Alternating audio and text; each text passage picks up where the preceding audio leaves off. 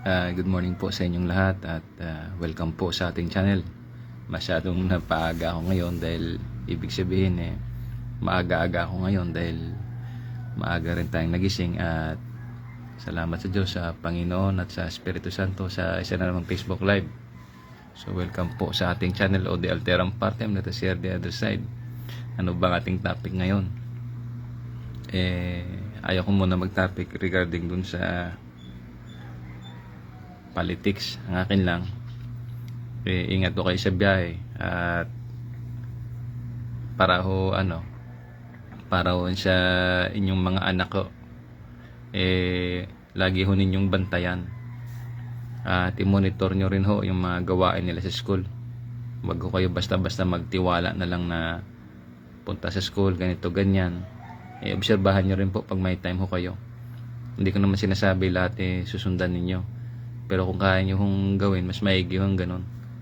Obserbahan nyo, alamin nyo kung sino yung mga classmate nila, sino mga barkada, kasi mahirap na dahil maraming kabataan dito, iba ho yung mga galaw. Hindi naman siya nangingialam ako. Siyempre, kung may anak kayong babae, lalo na ingatan nyo. So, ganun ho. Kasi alam nyo naman, mga barkada, lalo sa mga school activity, hindi naman siya nakikialam ako sa mga programa ng school. Tulad yung mga cheerleading, ang mga grupo ng mga presentation ba. Siyempre, meron minsan mga sayaw, mga buhat-buhat. Siyempre, mga private parts, hindi minsan maiwasan yan Di po ba? So, iba yung pakiramdam ng mga nagagalaw na sasagi, kung ano man yung pwedeng masagi dyan. Di po ba? So, yun lang ho. Pero kung ako may anak na ganyan, ay hindi ko na lang pasalihin sa ganyan. Opo, ganon.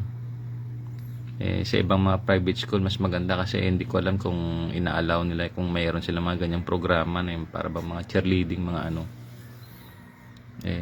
Mas maganda maiwasan na lang iyon. Kung meron man siguro, baka pili lang.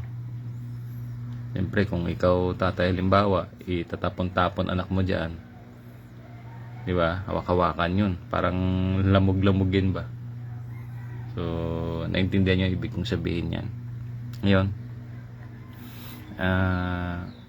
kung meron mga ganong programa sa ibang school, halimbawa sa US, meron silang mga ganyan nakikita ko sa mga cheerleading.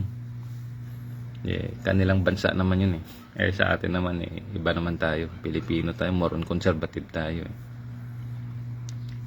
yun lang ho. Pantayin nyo inyong mga anak. Siyempre, mahirap na.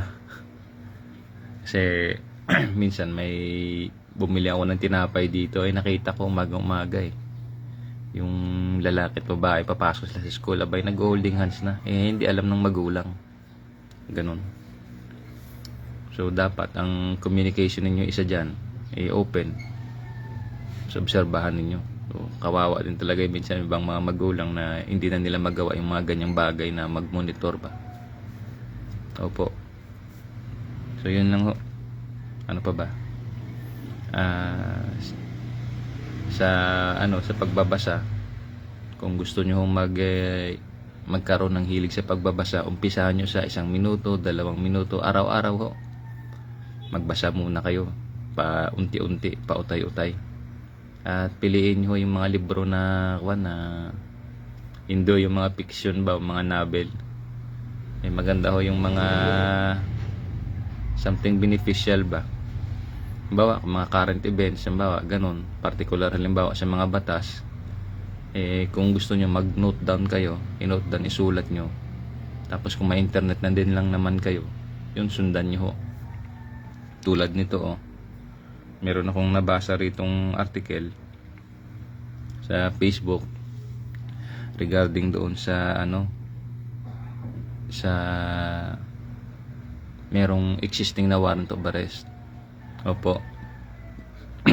Doon sa warrant of arrest na dapat isilbi, ang ginawa naman ng asawa, na concerned na asawa, tinago niya yung kanyang mister.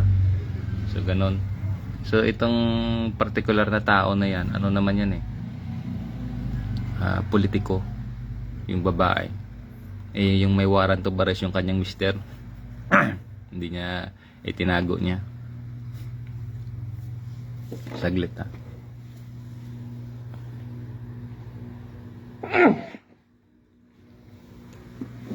So, ganun lang ho. Excuse me. Kaya kung gusto niyo mga ganyang issue, magbasa ho kayo. Tapos tingnan niyo yung mga specifics doon. Ano ba ibig sabihin ng mga specifics? Ano ba yung mga binabanggit? Warrant of arrest. Ano ba yung mga batas regarding sa warrant of arrest? Tapos ano ba yung violation mo? Halimbawa, may warrant of arrest, ino-obstruct mo. Pinipigilan mo ng mga SLB. Tulad yan. Tago mo yung asawa mo, alam mo may warrant of arrest at alam mo naman na ikaw mismo nagtago, anong kaso na abutin mo niyan? Ganun. Isang congresswoman yun nakita yun sa video, nag-announce na tinatago niya yung kanyang asawa. So yun lang kung gusto niyo magbasa ng mga ganyang bagay, mas maigi na rin pero wag niyo kalimutan na siyempre balikan natin again yung inyong anak, i-monitor niyo talaga. So ganun, kasi mahirap na tulad yan sa cellphone lang, magkatabi kayo sa loob na ng bahay, hindi mo alam kung ano nung pinaggagawa, anong pinagpapanood na kasi lalo na sa dito sa Facebook, sa YouTube, sa iba pa, merong mga tumadaan talaga na mga videos. Minsan malalaswa na yung mga video paano yung bata, wala pa masyadong tinatawag yan na faculties ba para ma-digest, ma-decipher na kung ano ba yung mabuti, masama, ganun. With regards doon sa impluwensya, kasi may mga impluwensya yan so i-guide natin, i-guide ninyo. So kung wala naman kayong experience sa mga ganung bagay, halimbawa, kasi hindi naman tayo lahat ng mga magulang na-experience yung mga ganung bagay, at least ba aware tayo na isa sa mga role dyan is monitoring. Monitoring, open communication, tapos mag-usap talaga kayo. Tapos yung relasyon sa anak mo dapat close kayo, hindi lang yung dahil anak magulang. Siyempre trato mo rin parang tulad sa kaibigan. Alam mo na yon kung paano mo natrato kaibigan mo, mga ganun ba, tratuhin mo rin anak mo kasi mahirap na good morning sa viewers ko, salamat. Sino ba ito?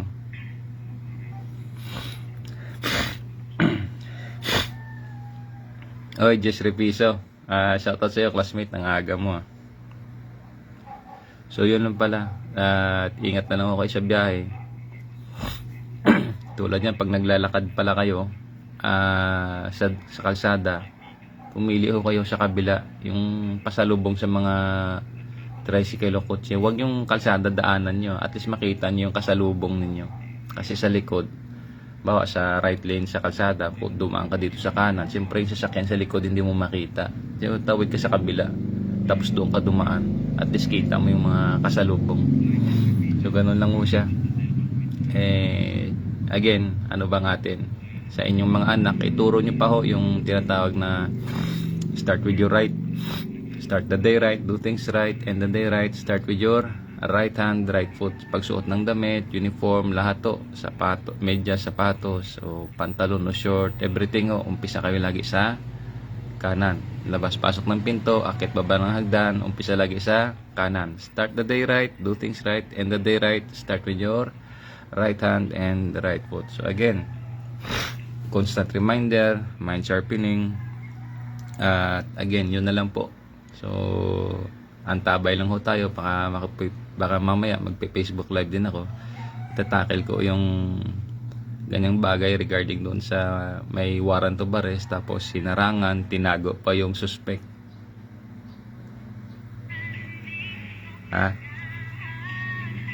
So maraming salamat po sa inyo, sa aking mga followers, sa viewers. So maraming salamat po sa patuloy ninyong pagsusubaybay. Again, don't forget to like, share, and subscribe. Any comment, just post it down the section below, at panawagan ko lang po ang aking YouTube channel. Kung pwede ho ninyong madalaw, na lang po kayo, maki-like or mag-subscribe po. para sa mga future ko po ng mga hakbangin or gawain, makapag YouTube live na rin po ako. So again, salamat po sa Diyos, sa Panginoon at sa Espiritu Santo. Ito po ang inyong host, Jesus Uggang Jr. o The Alteram Partem. Let us hear the other side. Amen.